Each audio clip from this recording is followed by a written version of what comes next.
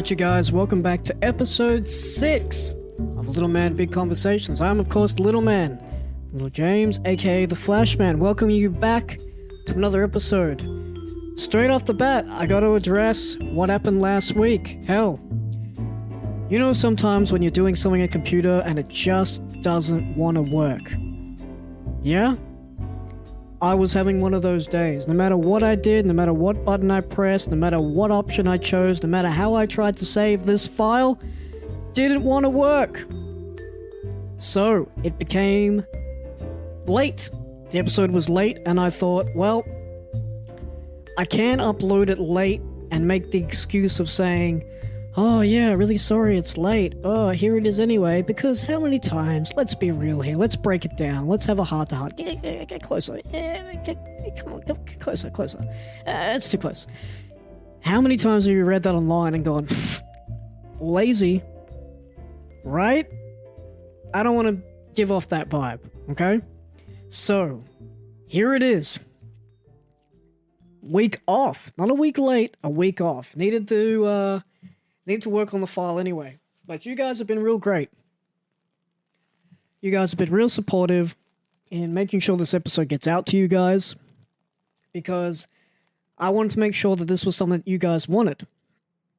You guys messaged, you guys wrote in, you guys responded to the poll, to the post that I put out asking you guys what you wanted to see.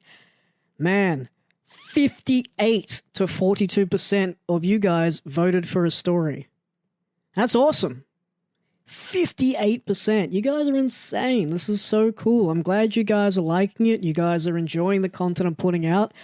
When I read that there was a 58%, two things went in my mind.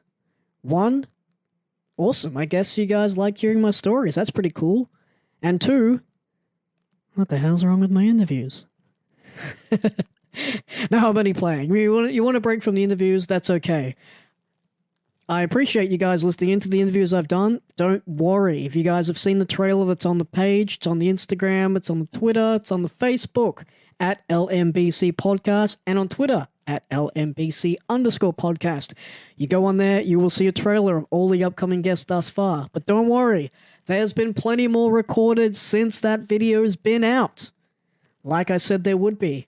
So don't fret if you're looking through that list and you go, nah, I don't really know any of these people, or yeah, I can't wait till that guy gets on there, or hey, how come this person's not on there? Don't worry. Those are just the ones that are coming out soon. There are still plenty more to come. So I appreciate you guys listening to the interviews thus far. I hope you're getting something out of it. I hope they're engaging and I hope you guys are enjoying them. Should be number one. I hope you guys are enjoying them. But today's episode, I'm going to do a hybrid. You guys want a story? You're going to get a story. But you're also going to get a Q&A. Because the day after I put out that poll, asking whether you guys wanted a story and interview, I did another one.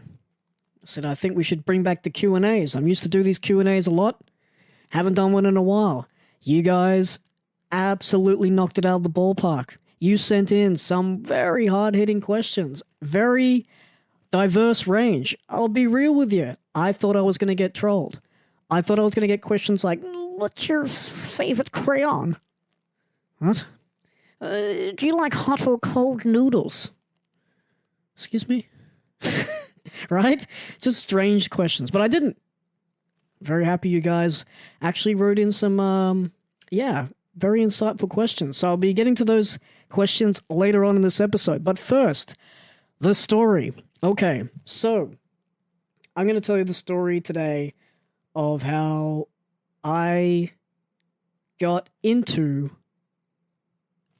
the 80's music, right? How the 80's basically changed my perception and my way of life.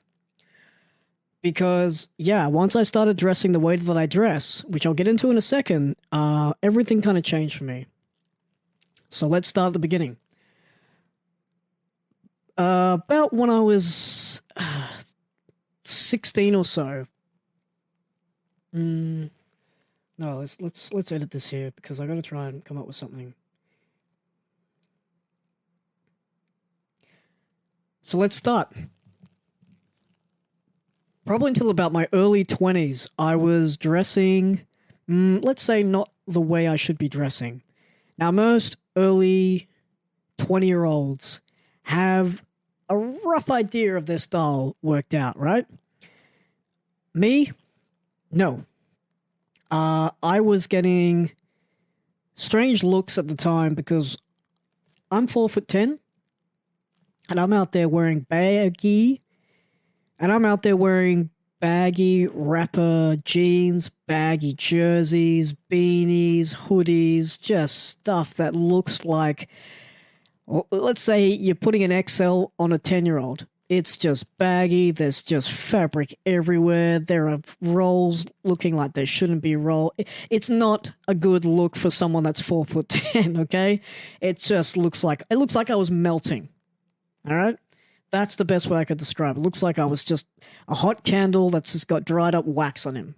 Okay? Everyone knows that image, yeah? Yeah, that's what happened to me wearing regular day clothes. So, I had no sense of style. And I remember first being exposed to my favorite band of all time. For those of you out there that know me, you're about to know it. For those of you that don't, here you go. My favorite band of all time, Motley Crue. The first time I ever heard their music, not the way you'd expect it to be, I heard their music in the soundtrack for a game called Gran Turismo 3, which is a real driving simulator. Real brakes, real speed, real handling, all that stuff. They were featured on the soundtrack. Arguably the most famous song, Kickstart My Heart, was right there. Man, that song pumped me up. I thought, yeah, this is sick. You know, what a rad song. But never really followed up with it. I was really into Slipknot, really into Linkin Park, really into sort of my alternate metal, or alternate rock, if you will, at that time. Fun fact, slight swerve, still talking about fashion. My first ever concert was Slipknot. Now, for those of you out there who have been to a metal gig, you know pretty much black is best, yeah? Black clothes, band shirts, dark clothing. You're going to get roughed up in the pit. It's going to be, if it's raining, it's going to be a muddy moshing time, yeah? So black clothes is usually best. What did I wear? Nope, didn't wear black clothes. I'll tell you what I wore, and I stood out. Not only did I stand out for my height, but man, what I wore was like putting one of those big electronic Las Vegas arrows, zzz, zzz, one of those arrows right on me, because I decided to wear a gigantic white Champion jumper, baggy blue jeans, and black and white boots at a Slipknot concert. Yeah, that was a fun time. That was a great time. I got a lot of friendly stares, a lot of frowning and WTF kind of looks, but hey, made the most of it, had some fun. I think I got to sit on my friend's shoulder at one point, and it was a great time. It was a great concert, and I absolutely loved it. But that was my first ever concert. Again, no sense of style. So yeah, there I am, rocking a white Champion jumper, baggy blue jeans, in the middle of a mosh pit. No, not fun. But it wasn't until probably, my early 20s where I discovered and got back into 80s rock and roll. Now, I'd always heard of Kiss and Guns N' Roses were on the radio pretty much every day, and there were some Iron Maiden songs, very similar to Motley Crue, that I'd picked up through playing video games as a kid and things like that. But I never fully got into it until my early 20s, and it all stemmed from rediscovering a band called In Excess.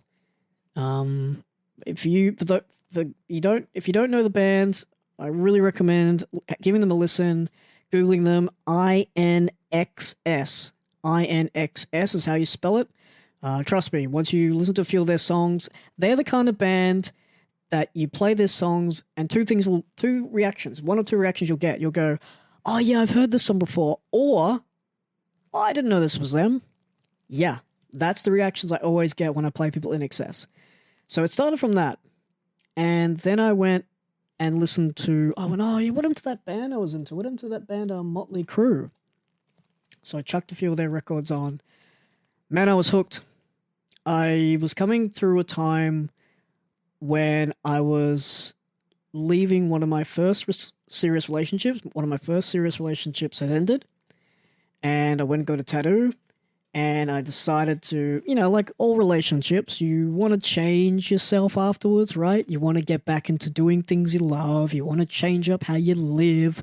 You want to buy new things. You want to see new people. You want to try new avenues, whatever. It was that kind of vibe. I'm sure you know what I'm speaking about when I say try new things. So it was that. It was I wanted new music. Slipknot wasn't covering the emotions I was feeling at that time. Linkin Park, although I fell deeply in love with their Meteor album, that album really helped me through high school. But that was in my early 20s now. I was doing the university thing. I was trying to still find my identity at this point. And yeah, it was discovering the Red, White, and Crew album. That was kind of like their greatest hits, I believe, at the time.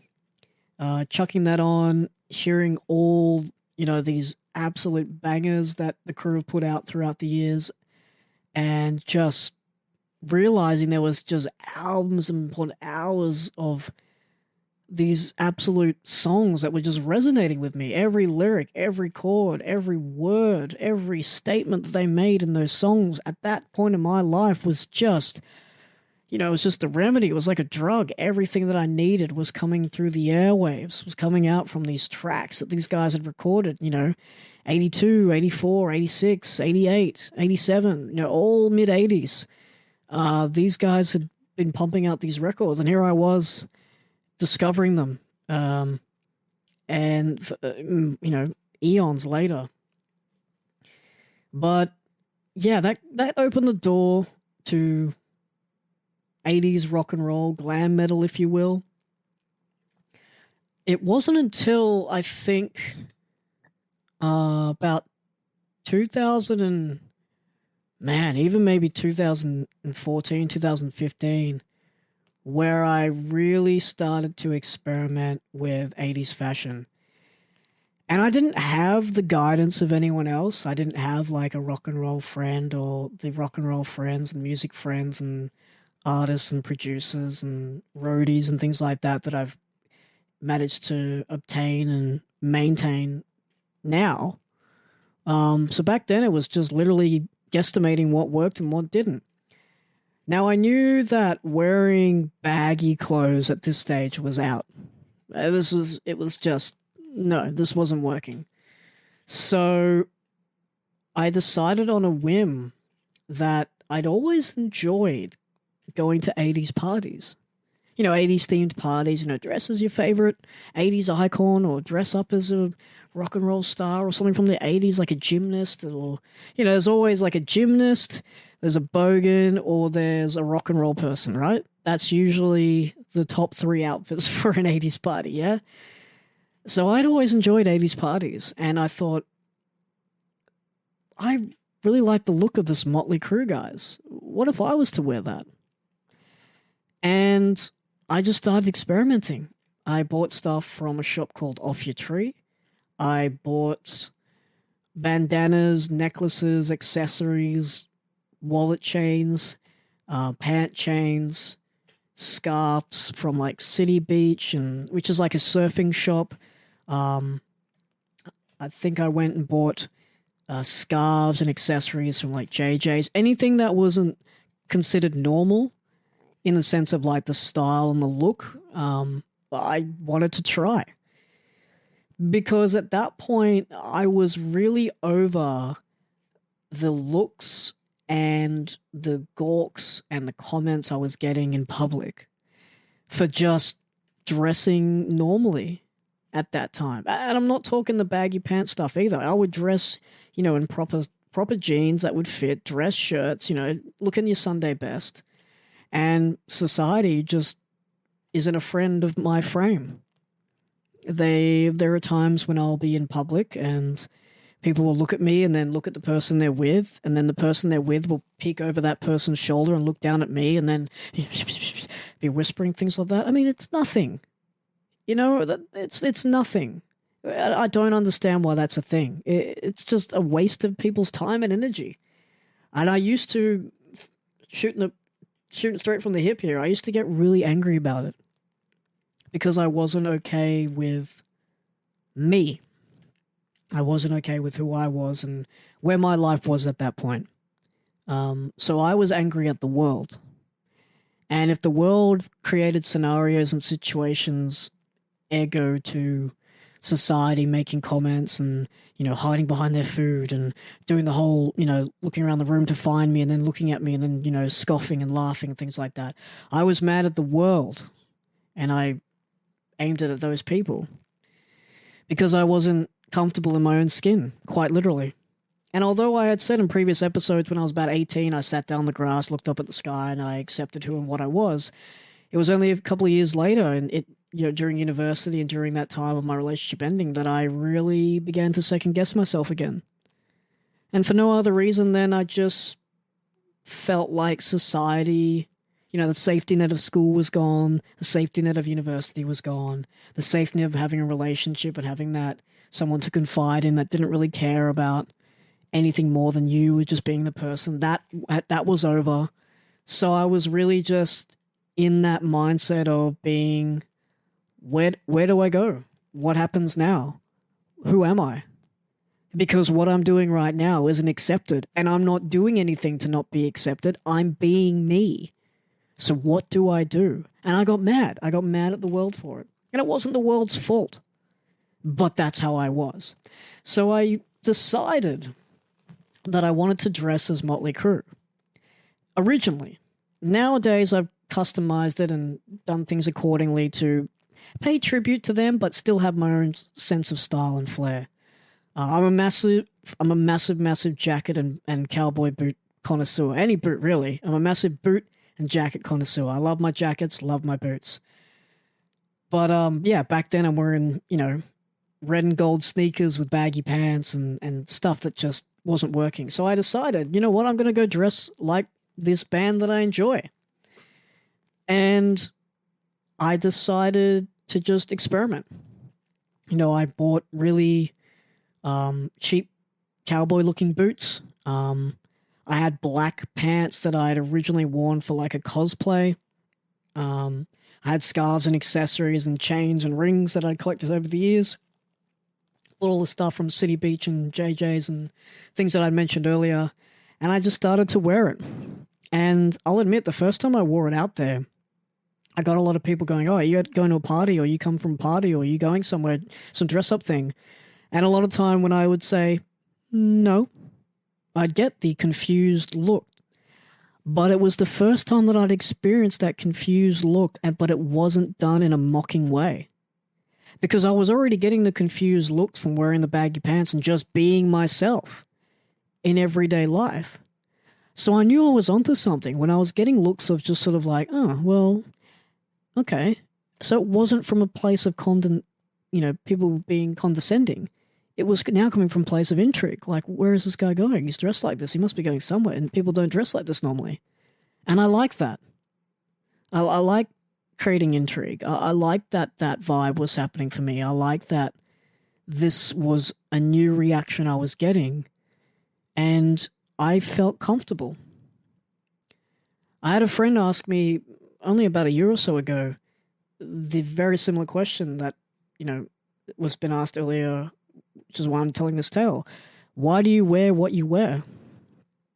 And my answer to him was, I wear what I wear because people will stare at me no matter what I do. And if I'm wearing this, now I'm just giving them a reason to stare at me, because there's nothing wrong with me. The reason they're looking at me now is because I'm wearing different clothes. Originally, they were staring at me because of me as a person. See, there's a difference. Because now this uniform, this attire that I love and have made my own, isn't done in a way to show off. It's a way to pay tribute to an era that has helped me. And it's done in a way that I feel comfortable. And if people in society look at me and don't understand it and don't get it, then they're not understanding the clothes. It overwrites me as a person. They're going, oh, why is that dude wearing, scarves and bandanas and chains and rings and cowboy boots and leather pants and, and leather jackets and things like that? Like, where's he off to? What's going on here?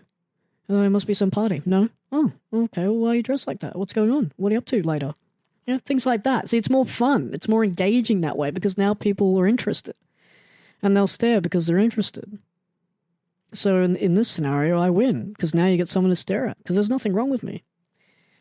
So that's how it all sort of began, just through experimentation. And ever since then, it's just been chopping and changing and finding things that work. And the beauty of it being is now that this time, there are many stores and fashion labels that have conned on to the fact that, yeah, this 80s era is massive, not only in music, but in clothing. They always say that fashion comes around, that it always, what's old is new again. And the 80s fashion is, over time, has always crept back in some way, shape, or form. So there are a lot of times now where I'll be very lucky and I'll find clothes that are left on the rack because they're a small size and they won't fit anyone else. And they're completely derived from the 80s. So I'm like, yoink, that works for me. That's perfect.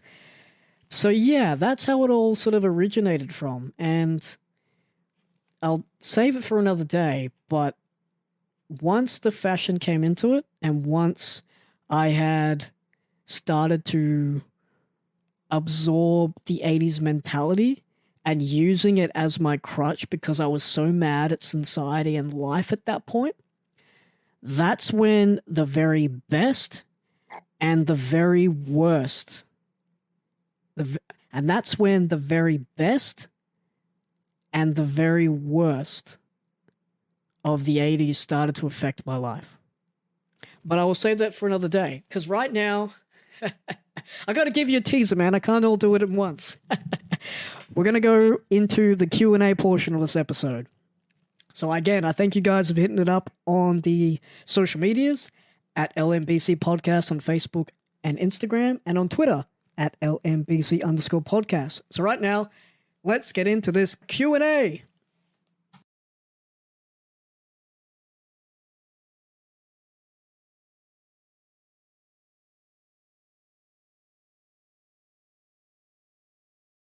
All right, first things first. This is the first question. First cab off the rank.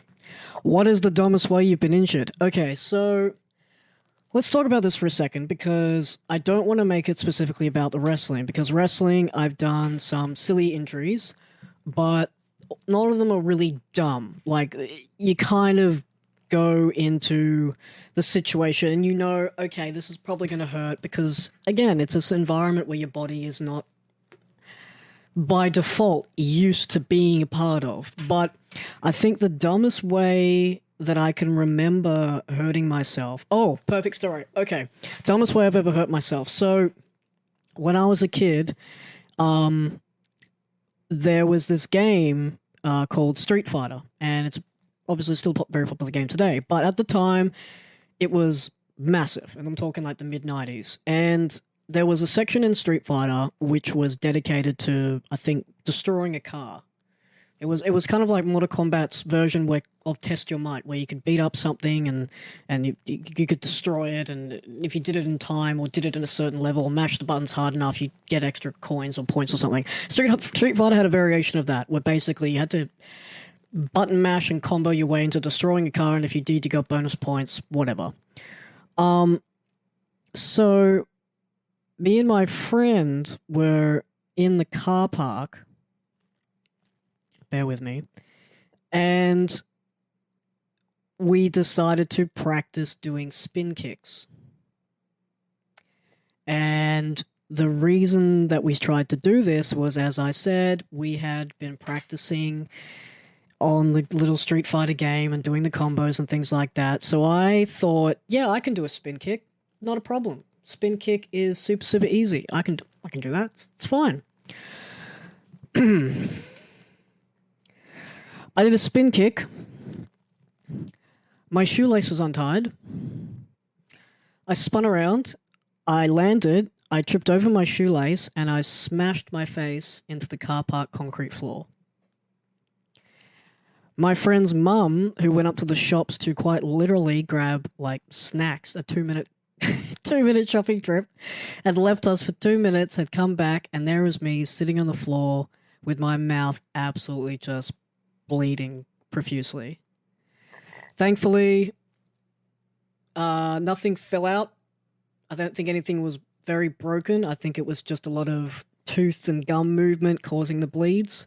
Yeah, that was probably, I would say, pretty dumb. Maybe the dumbest. The second one, okay, this actually might be the dumbest. That was pretty stupid, but this might be actually just dumb. Like, are you serious? Okay, so when I was 13, I lived in a unit complex, and the unit complex had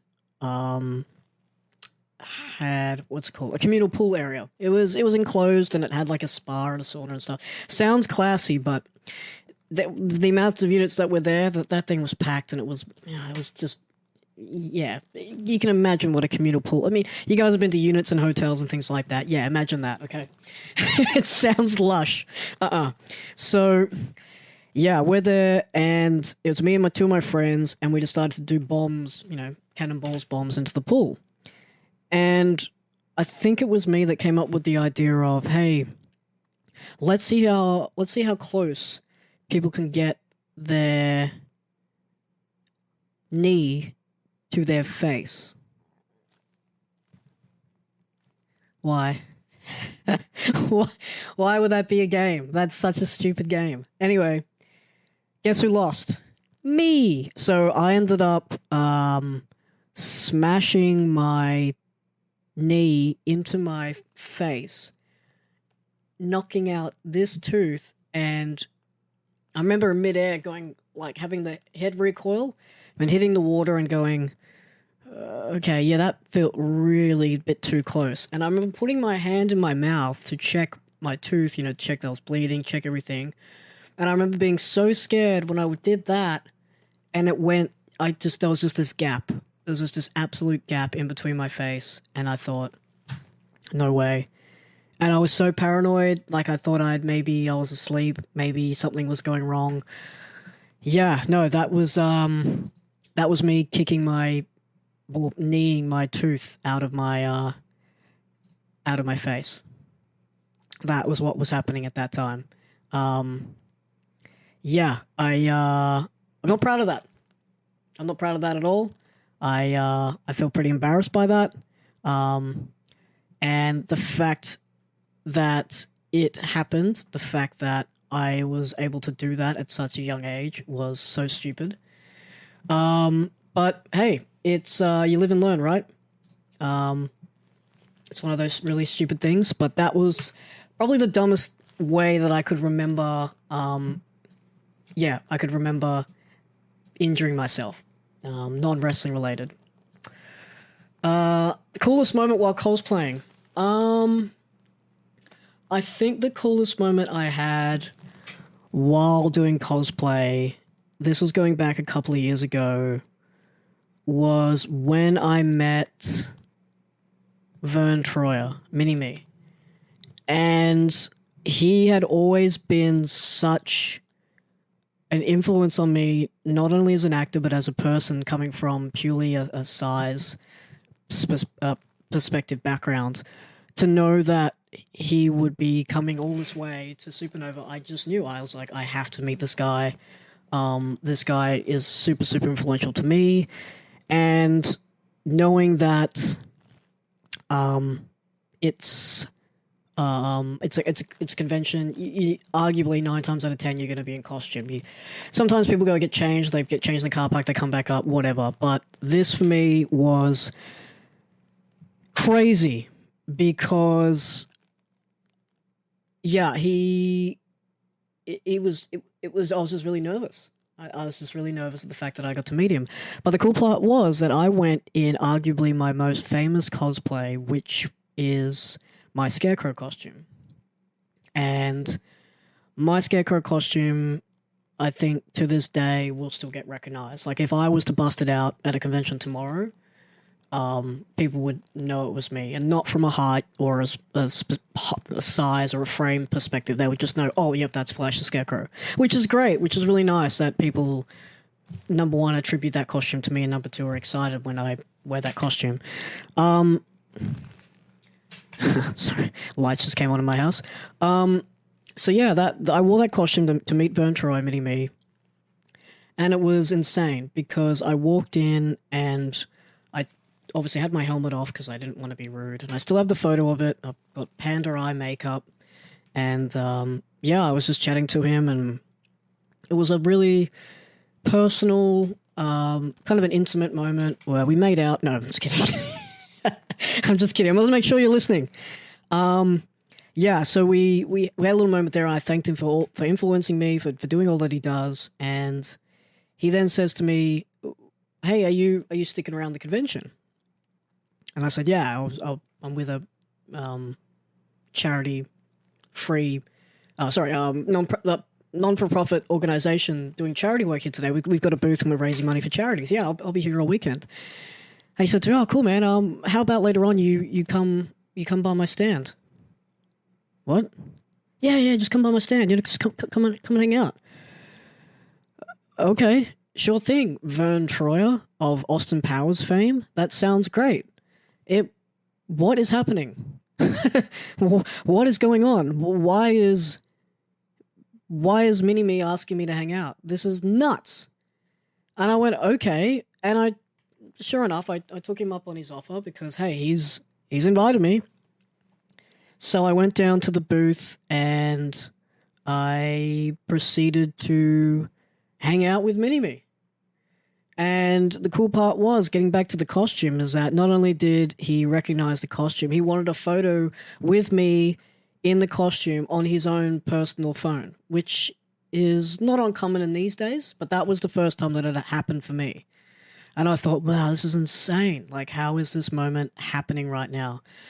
And I remember he's like, "Oh, I played all the Batman games. Scarecrow's just so great, and this costume's so wonderful, man." And what do you say, right? What do you say to that? Thank you, like, gracias, como estás? Like, I didn't know what to say because that moment was just so intensely surreal for me.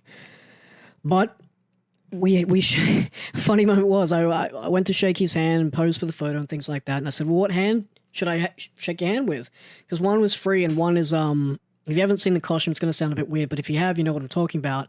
One of the hand is a syringe hand, which basically all my fingers are syringes, and inside the syringe is a fear toxin, which is Scarecrow's main weapon of use throughout the comic books. And he said, "Oh, it's got to be a syringe hand," and I went, "Oh, okay," and I sort of nervously and jokingly said, "I hope I don't stab you." to which he quickly replied, "Ha, I'll sue you." So yeah, lovely man. He invited me back. The Supernova was usually a 3-day weekend, Friday afternoons, all day Saturday, all day Sunday. This was on Saturday. He invited me back Sunday to hang out with him. I was in normal clothes. We chatted for a bit. And yeah, just really pinch yourself, kind of surreal moment to know that moment had happened, to know that somewhere in the grand scheme of things, on his phone was a photo of me in that costume on the Gold Coast, Australia. It's just nuts. And to know that I had been watching that guy's movies and to have that opportunity to just hang out with him and just hang out with just a real person and just have that sort of one-on-one moment was kind of cool. Yeah, it was really, really cool. Next question. Which 3 words describe you best? Creepy little bastard. No. Geez, 3 words, huh? Well, number one, my wrestling mantra. I although it's a gimmick and although it's a catchphrase, maybe. Biggest little man. I've always believed in that mantra, even though I won't ever be the biggest person in the room. That doesn't mean you can't have the biggest personality in the room, which is the definition of biggest little man. So yeah, probably I might take the cheat sheet and use that. Biggest little man. Yeah, that's probably really cool dude. Really cool friend. I don't know. But yeah, I'm going to go with biggest little man. I'm going to play it safe and go that one. What is your best what is your best feature? What is your best feature? What is your what is your best feature? My left eyebrow. Okay, moving on. No, I think the ability to make memories and make people laugh. Um, I really enjoy doing that.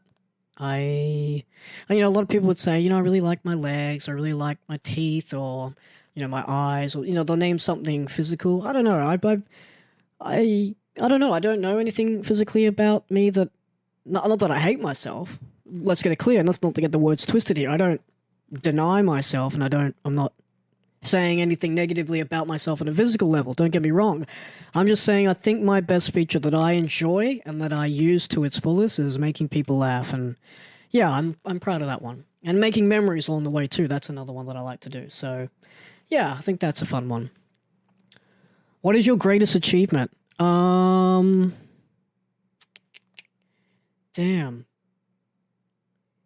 Well, let's take this in a two-parter, yeah? Let's go for a two-prong, as they would say, a two-prong approach. Okay, so best achievement on a personal level? Greatest achievement. That's actually very difficult. I thought I'd be able to answer that very quickly. I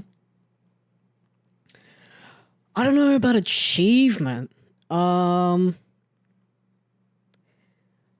think maybe from a life approach, I think the fact of being able to still be here. I think that's a pretty heartly achievement. I think so. Yeah, I'll probably pick that one. After all the trials and tribulations and hurdles and things like that, to still go here, to still be alive, to still have a drink with my friends, and to still be out here doing this podcast and making the people laugh, and sharing stories with all of you guys, and having a fun time. That's mainly what it comes down to, is having a fun time. Yeah, I think that would be my greatest achievement, is just being here. Just still being here with a smile on my face. I think that's the main one. What is the best praise or advice you've received?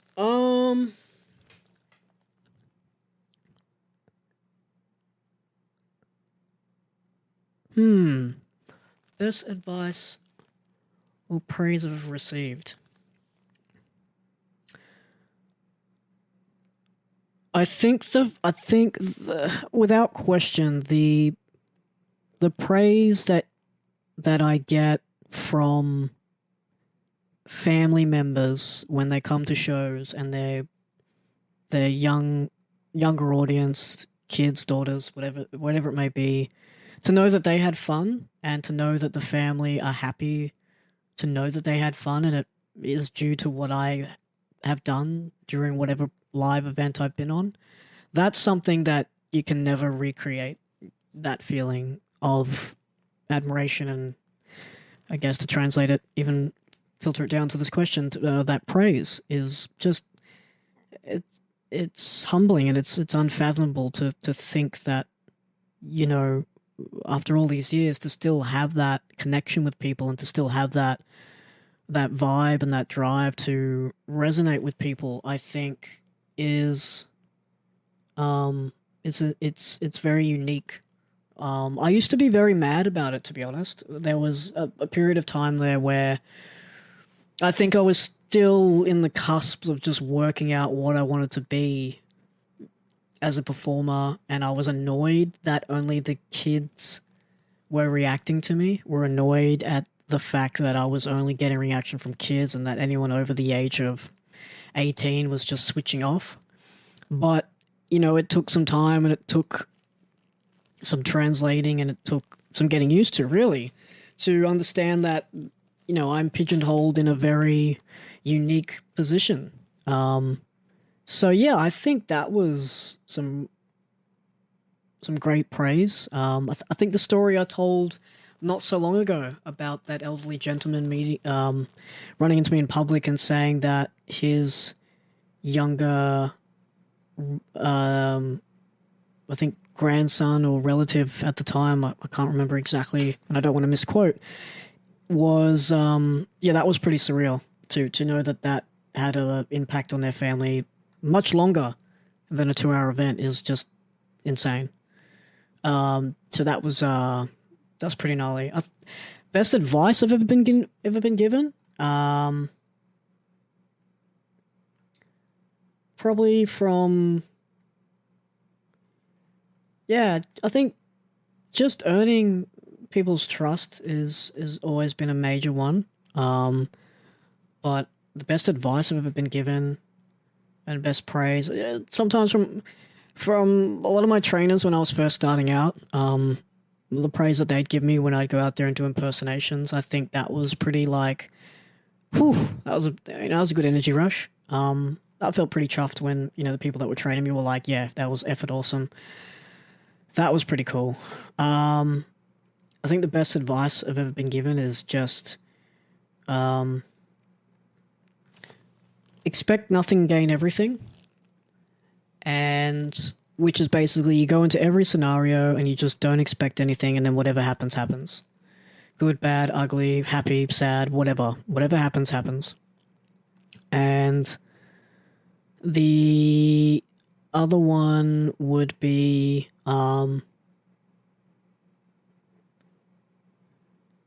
head down, head strong, keep smiling, face your demons, and don't ever what was it? Head down, head strong, face your demons, keep smiling, and don't ever let anyone live your life for you.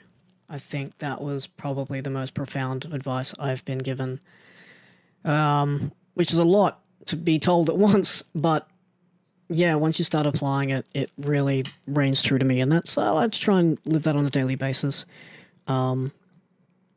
Yeah, I think those are probably the best ones. Next question. Would you like to be taller or heavier? Ah, jeez. I don't know. Probably heavier, I guess, because I think if I was any taller, I think it'd be weird. I think it actually would be weird if I was taller. There'd probably be a lot of people out there in maybe general society that would go, okay, that's more accepted. But I think the friends and family that I've got would probably be weirded out if one day I rocked up and I was suddenly 6 foot tall. I think that'd be a bit strange. So yeah, probably not do that one. So yeah, I'm gonna go heavier. Now, you guys have been real clever with this next lot of questions. For those that have been tuning in, thank you. And I really do appreciate that. But you guys have written in and said, hey, I noticed that you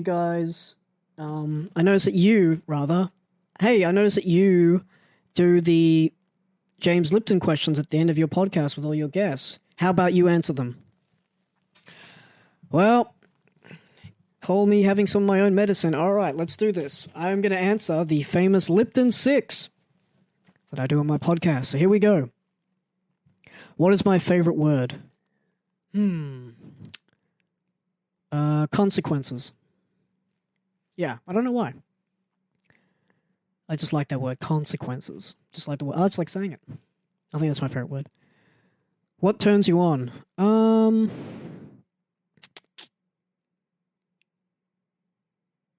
People's smiles, people's passions for their own field of work or their own field of excitement. You know, if you're into cosplaying, if you're into comics, if you're into music, people that are passionate about stuff I like, and and people that make me laugh. I think that's always fun.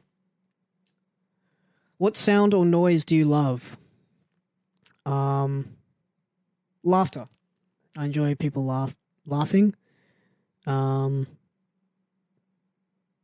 or noise? Yeah, probably people laughing, people having a good time, and the sound of people cheering. You know, when they're in an environment or in an element that makes them happy, and something has either shocked or surprised them, or like a surprise moment, like a guest star coming out on stage, or a trailer's revealed, or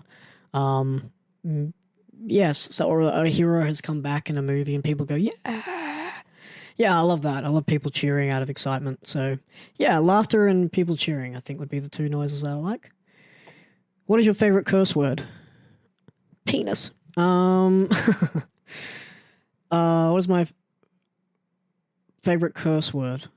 I don't know if it's favorite. Like, a lot of people have said the F word. A lot of people said fuck. People have... Fuck! People have always used that on here. I think it's my favorite one that always makes me laugh, though, is from Ghostbusters, weirdly enough. My favorite curse word from Ghostbusters was Bill Murray, where he says, "Mother puss bucket." I don't know why. It's just, I don't know. I never really use it, but it's just my favorite. Every time I hear it, I just laugh. But, yeah, it's probably my favorite.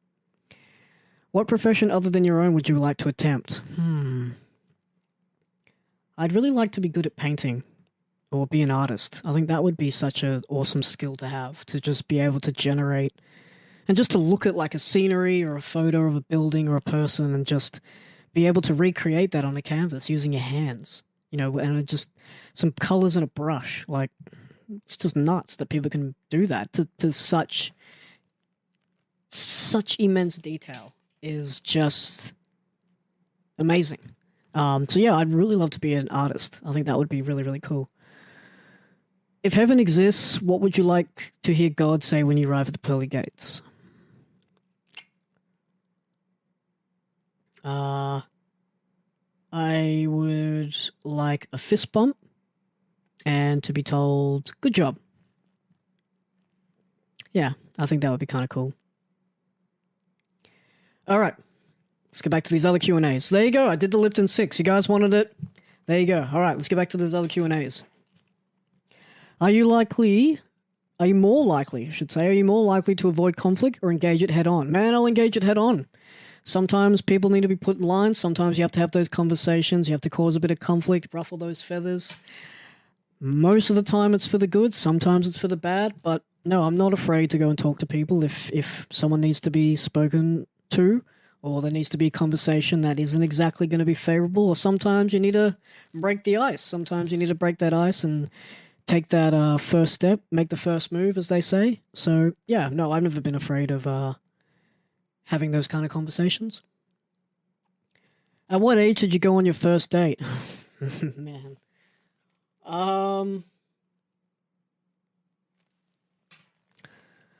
Well, probably 13, but I was with a group of people to the movies, but me and this girl liked each other. Like, so technically that one, would that count as technically the first? If it's one-on-one, then probably 15 then. Yeah, if it's one-on-one, like, two people going on a date, then probably 15. But, yeah, if you mean, like, technically, then, yeah, 13. Do you have any tattoos? If so, what do they mean? Yes, I have two. One is a Latin phrase that was used most famously in the Tom Jane 2003 version movie called The Punisher. And fun story about that, I had always been paranoid about getting written tattoos because I'd always seen those images and always heard those horror stories of people getting tattoos, people getting writing and having a letter screw up and not having it go the way that you want to, and yep, it's permanent ink. So, yeah, I got this tattoo in 2010, and I was really, really excited about it. It took ages. It was so painful, because I'm a skinny dude. You gotta understand, I'm a skinny dude, and the phrase is, Civis pacem parabellum. In Latin, it means, if you want peace, prepare for war. And the comma between the two statements was right on my spine, and my whole body vibrated when I got that tattoo. So yeah, I've never stared so intently at floor tiles in my life after getting that tattoo. That was insane. But horror story. So I get the tattoo. I'm all excited about it. I head down to training. My good friend Ash, my trainer, says to me, "So I saw a photo of you getting a tattoo." I said, "Yep." He says, "Show me a tattoo." And it's just above my shoulders, so I cross my shoulders there and pull down my shirt a bit, and he reads it. He says, "Yeah, it's a funny story about this. Yeah, that says Param." What? No, it doesn't say Packham.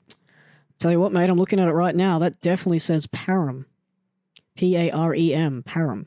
Right now, your tattoo, as I look at it right here, says, "If you want parent, prepare for war." No, my horror story. Damn it. No, I didn't want this to be true. I didn't want this to be a thing. But hey, here we are, middle of training, my first ever tattoo. And I got, "If you want to be a parent, prepare for war." Awesome. Truer words could have never been written, but not the one I was going for. Luckily, it was an R. It was done in a way that we could just add the top part of the R to the bottom part of the R and sort of slightly change it to make it look like a C. But hey, if Ash hadn't called me out on that, if Ash hadn't said, "Hey, you know, your tattoo's a bit of a typo here," I'd still be walking around today telling everyone that, "Yep, if you're going to be a parent, prepare for war." So I really appreciate that, Ash. If he ever hears this episode, thanks, buddy. You quite literally saved my skin. And my second tattoo is the Happy Sad Drama Masks, aka the Theater of Pain Motley Crue album cover that I got with one of my really good friends, Tony Storm. She came and visited a couple of years ago, and yeah, we got the same tattoo at the same time. She got it done on her forearm. I got it done just above my previous tattoo, and we got the makeup line under one of the eyes. So I do both eyes. She does one eye when she performs, and yeah, we decided to get the same tattoo, both being a fan of Motley Crue and just a signal of our friendship. So yeah, I've got those two tattoos. How difficult is it for you to be honest, even when your words may be hurtful or unpopular? Look, ironically, to be honest, not very. I always believe that it's better to be honest than to, I guess, prolong honesty. Sometimes you just have to be straight up with people. And, you know, it's funny too, because there is that mantra out there of people that would say, "I just want people to be honest. I just want people to be upfront and honest with me. I don't want lies. I don't want cheaters. I just want everyone to be just straight up." Problem being is sometimes when you're straight up with those people, they don't like it. So it's a little from column A and a little from column B. They want what they think they want. You give them what they want, and they don't like it. So yeah, I prefer to be honest. I'd prefer to be honest 10 out of 10 every single time. And yeah, if there's a situation that's calling for it, if something has happened, if, you know, situations occur that they come to me and say, "Hey, what happened?" I'll be straight up. Better to be honest. How difficult is it for you to forgive someone who refuses to apologize? Whew. Man, you guys are doing really well with these questions. These are hitting home. That question I chose because that's actually very hard for me to do. I know in myself, if I've done something wrong or if I've hurt people, I'm very quick to accept my faults and apologize without question. I'm not the type to bravado it up and say, "No, that's on you," blah. Like, no. If I'm wrong and I fucked up, yeah, I'll, hand on heart, I'll say, "You know what? That was my bad. I completely messed up with that. I get it. I'm really sorry." I never used to be like that, though. I used to be pretty arrogant, pretty angry.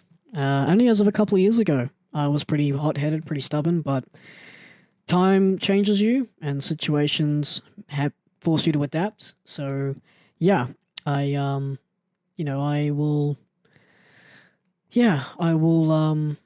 admit my faults. However, if someone is in the wrong and they haven't actually said the words "I'm sorry" or "I apologize," but they sort of act like everything's okay, like that's their way of apologizing, no, I have trouble with that.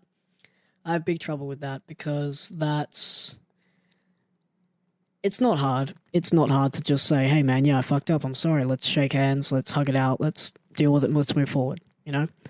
So yeah, if you're acting like you're sorry but you don't actually say it, I'm gonna feel like a bad taste in the mouth, yeah? That's just me, but everyone's different, but hey, the question was asked, I asked it. So that is my answer. How do you replenish your energy? I'm assuming you mean from well, it's pretty open. It just says, how do you replenish your energy? I'm gonna two-prong this. I'm gonna answer this from an entertaining standpoint. I'm gonna answer also this from a personal standpoint.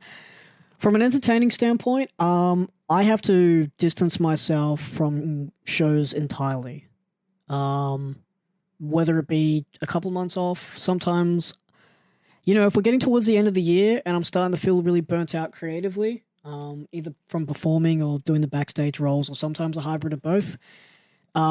Yeah, I'll usually try and keep that train rolling until the end of the year. Sometimes it's October, sometimes it's November. Hey, sometimes it's December. But yeah, if I'm getting to that stage where I'm feeling really sort of just burnt out and frustrated with it all, yeah, I have to just pull back from shows entirely. Whether it means that I just do managerial work, whether it means I just remove myself entirely from the product for one or two shows. Yeah, that's usually how I have to, that's usually step one. And step two is I just go off the grid. I just have to completely delete the social media apps, use the phone sparingly, go out and just do life. I have to just recharge energy. I usually do a lot of writing. Nothing in terms of like plays or books or anything like that. I just do writing in the sense, I just write everything down. Not so much feelings, but I just sort of have like a checklist of how I want to get better, what I want to do when I feel better, and then put that away and then allow myself to get better, open up that book when it's time and go, yeah, I still feel like doing this. I still feel like doing that. Definitely want to do this. Not so sure about that, but that's the process that I have from an entertaining standpoint. And from a life standpoint, yeah, I think it comes down to very similar, I guess, to entertaining. I just have to delete the social media apps and just switch off and just go do life.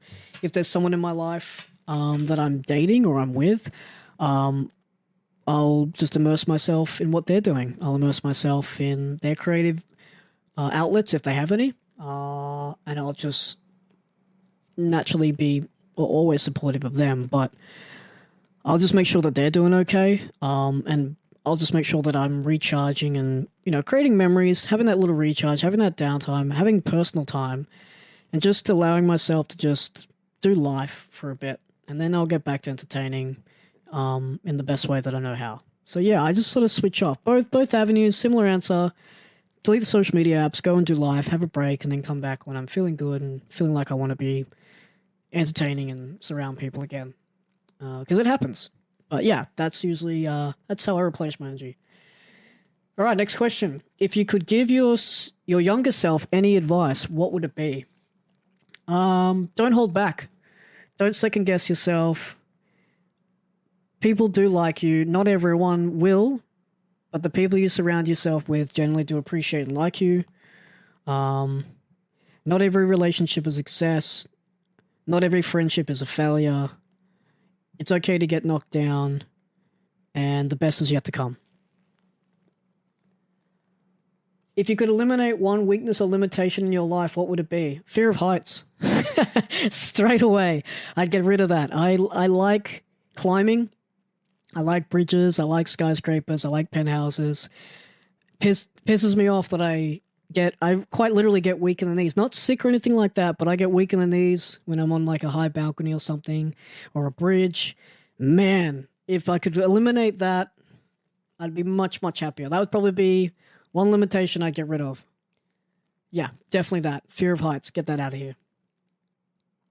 Next question. If you could eat lunch with one famous person, who would it be? You know what? It doesn't say living or dead, so I'll just pick general one famous person. I'd go John Lennon. To have lunch and to just talk and surround myself with that man's energy and to be in his presence, to knowing all that he accomplished as an artist and an activist. What a lunch. You know, what an absolute lunch that would be. So yeah, definitely John Lennon, because growing up, I had Sergeant Pepper's and I had, excuse me, I had Sergeant Pepper's and I had the Lennon Legend album, which is a collection of, I think, his greatest hits at the time. And, yeah, John Lennon, you know, just to, from a creative point of view, from a life point of view, to understanding his outlook and his view on the world. Just imagine if he was here now, what he would be saying. Be crazy, crazy time. So yeah, I think having lunch with John Lennon would be insane. If you could restore one broken relationship, which would it be? Broken relationship.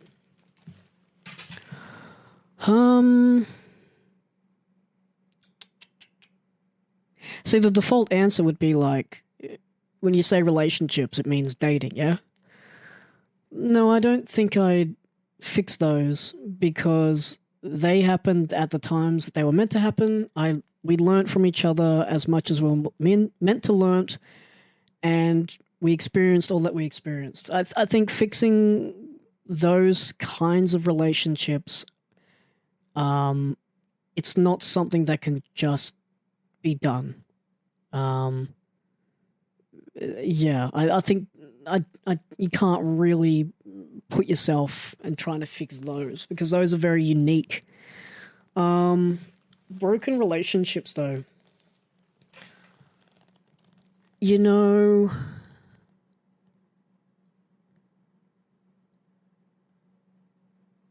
I had a massive falling out before I moved to Queensland. I had a massive falling out with there was a circle group of friends of mine that were really good to me around the 12 to 13 year age bracket, because I moved up to Queensland in when I was 13 in 2003, and the group of friends I had in 12 and 13, I don't know, man, we just drifted apart. It just became, you know, people change, life happens, but yeah, if I could get those people back and to just reconnect with them again, I think that would be very interesting to me, to have that circle of friends now, some 18 years later, and just sort of go, you know, what happened?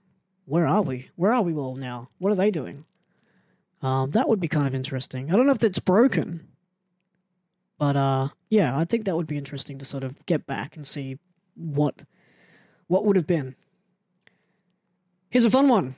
What are your nicknames, and what do you prefer to be called? Well, I have a cavalcade of nicknames. I have Little James, which is my default nickname that a lot of people call me. LJ for short, ironically. Leo, which is kind of like my adopted middle name. It's not really like a legal middle name. The reason for it is my star sign is Leo. I've always liked lions. One of the schools I went to was called St. Leo's. And yeah, I've just always been a fan of the name Leo. I think, yeah, it was Charmed. There was a character in Charmed called Leo the White Lighter. I thought that was kind of cool. So yeah, I've always liked Leo as my name. Sometimes people call me that too. Some people from back in the day, like the MySpace days from like 2005, 2008. I think my screen name or my MSN name was Leo. Some people from back then still call me that, which is kind of cool. Flashman is my other nickname. Flash for short. Again, that's wrestling names, so a lot of wrestlers just call each other by worker names. So worker name would be a character name, aka Flash. A lot of people call me that. Call me that too. Some people refer to me as Flash, LJ, and Leo. Yeah, those would be the top three. What inspires you? What inspires me? seeing the excitement on people's faces. If I'm doing something creative and I'm working towards something that I know will shape and excite people, whether it be in a live event, whether it be hanging out with people, planning something or scheming something to excite people, to create moments, to create memories, to have those situations, those conversations that come up that go, man, remember when this happened? Remember that, and this, and then that, and this? Yeah.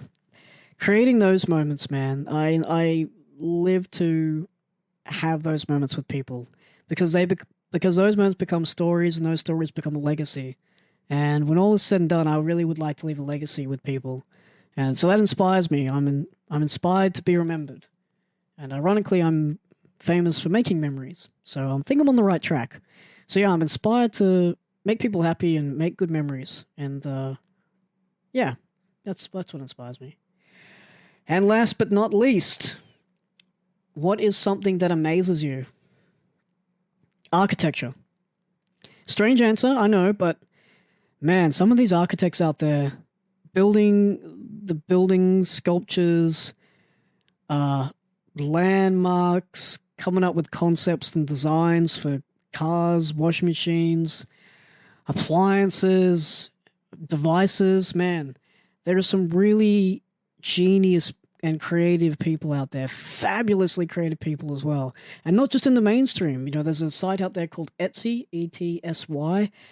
Man, you want to talk about creative people? Spend 10 minutes on that website. If you can't find it on that site, I guarantee you it doesn't exist. Those people are some very, very talented creative people, all the way from all around the world. That place has been an envious trip for me. I mentioned earlier how I'd love to be a painter. Man, there's some people on there that are just creative with their hands. I'm creative in the brain.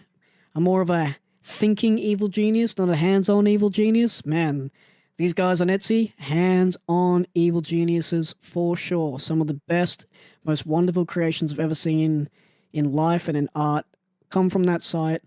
Some of the buildings, like in Abu Dhabi, you know, they're building weird and wonderful skyscrapers and tall buildings with massive interiors and architectures, and, you know, it's just insane. So I'm always amazed by what architects come up with in the world, because that's something that, you know, it's lost. We don't have the Renaissance. The Renaissance era was so iconic for its time, you know, such wonderful and strange artworks that are still to this day admired.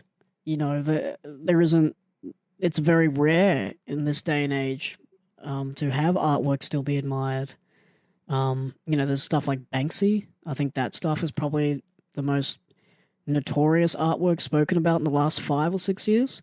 But to know that those paintings from back in that era are still around and thriving today is just amazing. So yeah, I think I'll definitely have to go architects and maybe artists as well. But yeah, definitely architects. Architects absolutely amaze me. And if they don't amaze you, then something's gone wrong. But yeah, architects are definitely the one to watch. All right, you guys, there you go. Episode 6 is in the books. I want to take this time and thank you so much for voting for the story. I hope it was engaging. Hope you liked it. Even more, I got to bring the love and bring the likes back to you. Thank you guys so much for sending in your questions. I picked the best ones. Hopefully the answers sufficed. Hopefully they satisfied. And maybe we can do this again down the road. Episode 7 will be coming out next week, finishing off the interview with Arachne Suicide. Then episode 8, brand new interviewee. You don't want to miss it. Hit up the socials at LMBC Podcast, and I'll see you next week.